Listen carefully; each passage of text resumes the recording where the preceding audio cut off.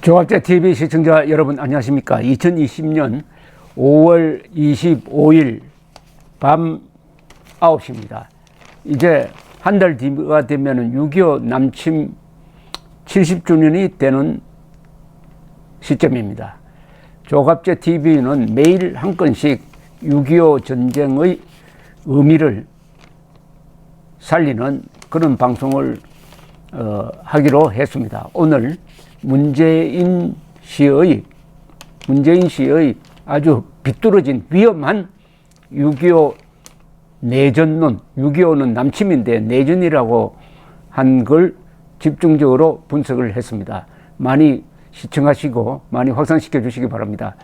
그런데 남북 관계가 아닙니다. 이제는 미국과 북한 관계가 아주 결정적 국면으로 몰려가는 느낌입니다. 왜냐하면은 며칠 전에 김정은이가 북한 노동당 당 중앙군사위원회 제7기 제4차 확대회의를 개최해가지고 어떤 전략적 방향을 설정을 했는데 그것은 이 사람들의 용어로는 핵 억제력입니다. 핵 억제. 핵 억제라고 하면은 뭐 그거 괜찮지 않느냐? 핵 전쟁 억제력 강화인데요. 정확하게 말하면은 핵 전쟁 억제력 강화는 북한식 용어는 항상 거꾸로 써야 됩니다. 핵 전쟁을 억제하는 능력을 강화하는 게 아니고 북한의 핵 능력을 강화하겠다는 겁니다. 항상 거꾸로 해요. 북한이 말하는 평화통일은 무력통일입니다. 북한이 평화공존하자고 해놓고는 대한민국을 뒤집어 엎는 공작을 하듯이 핵 전쟁 억제력 강화는 핵 전쟁 무력 강화입니다. 핵 전쟁 무력 강화로 방향을 정하고 이 핵 개발, 핵 미사일 개발에 공에 있는 사람들을 아주 승진시키고 해가지고 어떤 방향을 딱 설정을 했습니다. 이 김정은이가 지난 4월 11일부터 한 20일 동안 잠적했을 때 뭘 하느냐? 왜 잠적을 했느냐를 가지고 추측을 했는데 가장 정확하게 분석한 사람이 30년 정도 북한 분석관을 했던 국정원에서 곽길섭 씨였습니다. 곽길섭 씨의 분석에 의하면은 아주 중요한 결정을 했다는 것입니다. 그 직전에 정치국 회의를 소집을 해가지고 북한의 진로를 고민하는 결정을 해놓고 김정은이가 그걸 극적으로 발표를 하기 위해서 20일 동안 잠적을 했는데 서방 세계에서는 한국 언론도 마찬가지로 중태설, 사망설을 막 부풀리고 하니까 세계 언론이 그쪽으로 집중을 했습니다. 그러니까 김정은이가 전략을 바꿨다는 겁니다. 너무나 많은 부담이 관심이 쏠려 있는데 도발을 하면은 파장이 너무 심각할 것이다 해서 그때는 평양 근교의 비료공장 준공식에 나오는 것으로 톤다운 했다는 겁니다.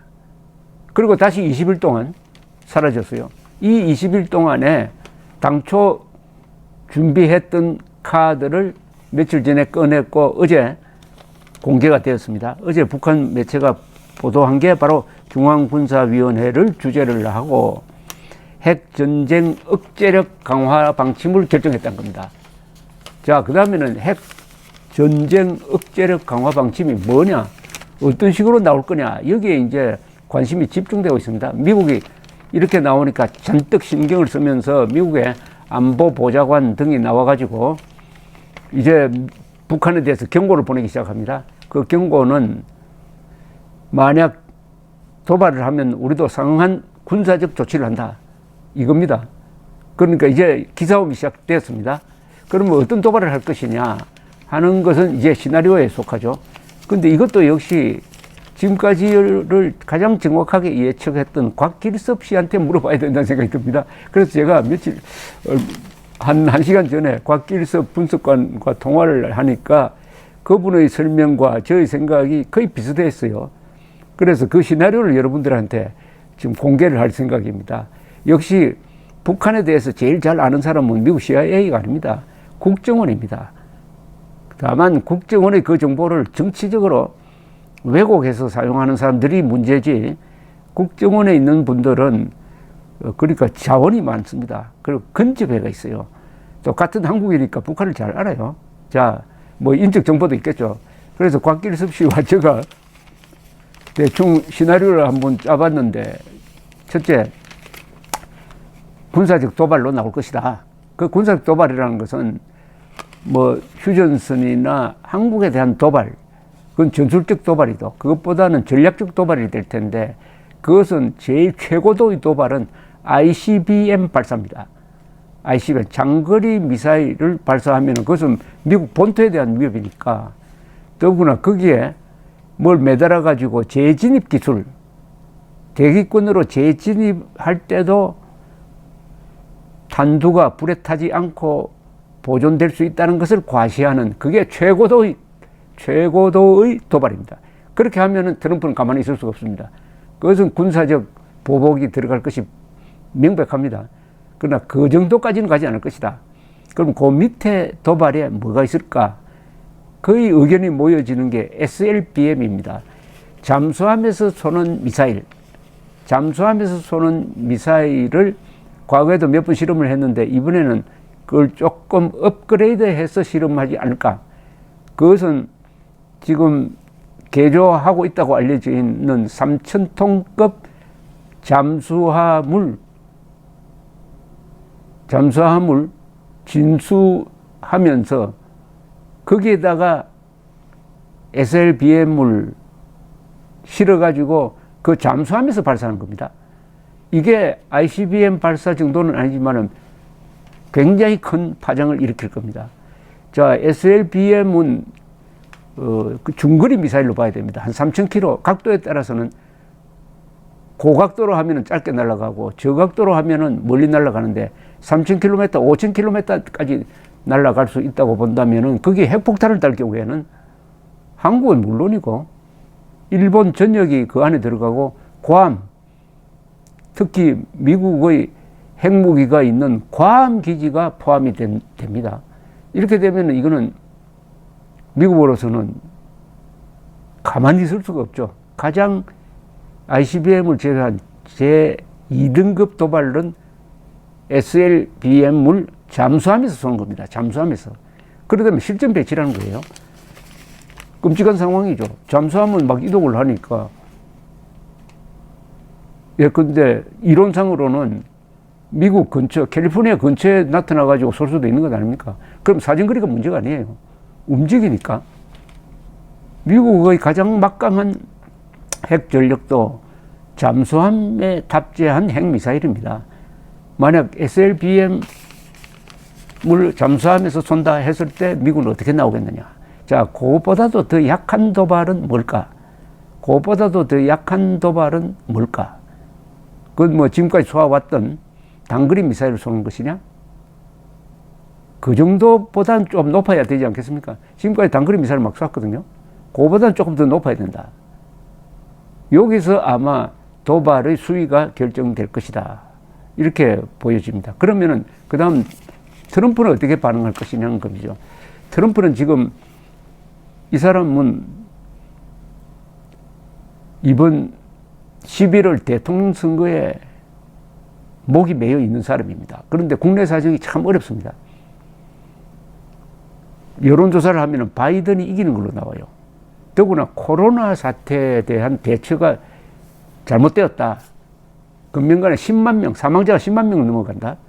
그리고 경제는 그동안에 트럼프의 가장 큰 공이 경제였습니다. 근데 경제가 지금 폭망하고 있습니다. 미국 경제가 세계에서 가장 급격하게 추락해서 GDP 계산이 올해 30%, 마이너스 30%가 된다는 이야기가 있습니다. 이것은 경제 공황 수준입니다. 그러니까 이번 대선에 아주 위험하다. 낙선 가능성이 점점 높아지고 있는 차에 그래도 자기의 공이라고 생각했던 것이 북한을 다독거려가지고 북한이 더 이상 2018년 이후로는 핵미사일 도발을 하지 않는다. 이게 자기의 큰 공적인데 만약 여기에 김정은이가 도발을 하고 나왔을 때 트럼프는 어떻게 대응하겠느냐. 이 선거와 관련해가지고. 이게 미지수입니다. 트럼프가 오냐 잘 됐다. 다른 건수가 없는데 이걸 가지고 그냥 북한을 혼내가지고 지지표를 얻겠다라고 계산할 수도 있어요. 그러면 미국이 할 수 있는 군사적 옵션은 뭐냐는 거죠. 군사적 옵션은 뭐냐. SLBM 잠수함을 폭격해가지고 없애버린다? 아니면은 해군 기지를 없애버린다? 또는 더 나가서 핵시설을 폭격한다? 이렇게 할 수 있을까요? 감정 같으면 그렇게 속 시원해 하고 싶을 거예요. 트럼프는 하고 싶을 겁니다. 그런데 이게 할 수 있을까요? 왜냐하면 잠수함에 미사일을 탑재해가지고 발사했다는 것은 핵 전력을 가지고 있다는 겁니다. 그럼 그렇게 때렸을 때 북한이 가지고 있는 핵무기를 위협할 때 어떻게 됩니까? 갑자기 핵전쟁 1962년 쿠바 미사일 사건 이후로 갑자기 핵전쟁 위기로 갑니다. 핵전쟁 위기로. 북한이 우리 가만 안 있겠다. 핵무기 쓰겠다고 나오면은 실제 쓰지 않더라도 세계가 완전히 지금 얼어붙게 되겠죠. 그걸 트럼프 대통령이 뒷수습을 할 수 있겠느냐 할 때 군사적 보복은 매우 어려울 것이다. 그럼 다른 수가 있느냐? 그러면 하나가 또 있어요. 유엔 안보리의 제재를 다시 하는 겁니다. 더 강화하는 거예요. 여기는 문제가 있습니다. 여기는 중국이 협조하지 않을 것이 뻔해요. 중국은 지금 이 코로나 사태로 미국 중국 관계가 최악입니다. 공공연히 트럼프가 시진핑의 중국을 압박하고 보복하고 한다. 당신들 때문에 코로나가 세계적으로 번졌다. 당신들이 초기에 은폐했지 않느냐. 우리가 당신들 때문에 피해 입고 있다. 이렇게 나오니까 북한에 대해서 트럼프가 중국을 압박해가지고 북한이 뭘 하지 못하도록 하는 그런 시나리오는 이제 안 먹히게 돼버렸습니다. 중국이 말을 안 듣겠죠. 오히려 잘 됐다 그랬죠. 이렇게 되면 사실 트럼프가 행사할 수 있는 게 대북 제재의 강화 또는 군사적 옵션 둘 다 만만치 않다 이겁니다. 만만치 않다. 바로 김정은이가 노리는 것은 바로 그거죠. 김정은이는 트럼프의 손발이 묶여 있다고 보는 겁니다. 그러나 이게 서로 오판으로 이어질 수가 있다 이거죠. 트럼프는 손발이 묶여 있는 게 아니라 코너로 몰렸다. 내가 쓸 수 있는 마지막 카드가 하나 있다. 군사적 옵션으로 한번 위기 상황을 조성을 하면은 전쟁 지도자가 된다. 그러면은 백인들이 나를 지지하게 될 것이다. 이런 오판을. 그러니까 김정은도 오판할 수 있고 트럼프도 오판할 수 있습니다. 오판과 오판이 만나버리면은 그럴 때 보통 전쟁이 일어납니다. 상대방의 의도를 오판했을 때 전쟁이 일어나요. 그러니까 지금 김정은의 선택과 트럼프의 반응이 이렇게 어떤 조합을 이루느냐에 따라서 아마 여름쯤 되면은 여름 이제 얼마 남지 않았습니다. 6, 7월 특히 7월 중에 한반도에 굉장한 군사적 긴장이 조성될 가능성이 있다고 보여지는데 그럼 문재인 정부는 뭐 하느냐? 지금 이런 논의에서 문재인 정부는 스스로 빠지고 있습니다.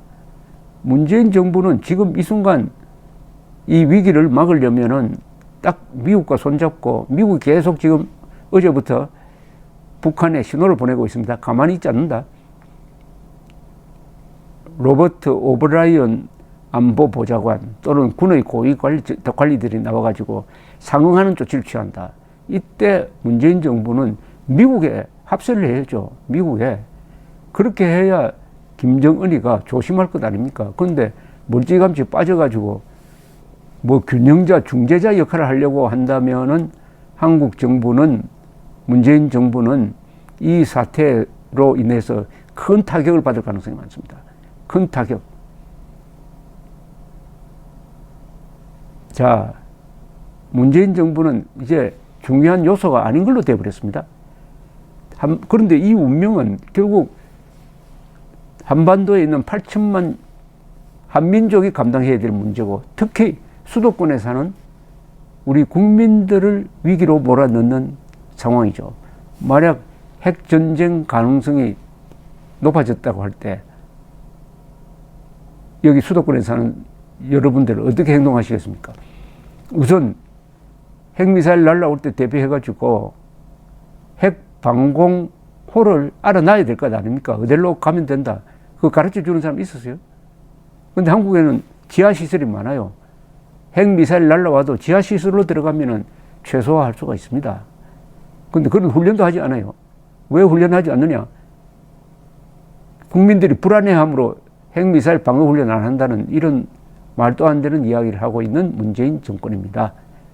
자, 이제 6.25 70주년을 맞아가지고 이제 한 번 더 제2의 6.25를 치러야 뭔가 정리가 될 것 같은 그런 기분이 듭니다. 제2의 6.25를 어떤 식으로 치르느냐, 우리가 이기는 방향으로 치러야 안 되겠습니까? 정치판에서는 지난 총선이 제2의 6.25였다고 일컬어졌습니다. 피를 흘리지 않고 자유를 지킬 수 있는 마지막 기회라고 호소를 했는데 결국 국민들이 속아 넘어갔습니다. 미래통합당도 요새 배신을 때리고 있습니다. 이 다가오는 보다 큰 위기에 어떻게 준비할 것이냐 고민해 봐야 되는데, 오늘 보니까 애국단체 연합성명이 나왔습니다. 그나마 희망이 미래한국당이다. 미래한국당은 배신 때린 미래통합당과 합당하지 말고 독자 노선으로 가라. 만약 그러지 않으면 우리도 정당 만들겠다. 이 정도의 대응, 우리의 대책이 뭔지 한번 고민해 봐야 되겠습니다. 감사합니다.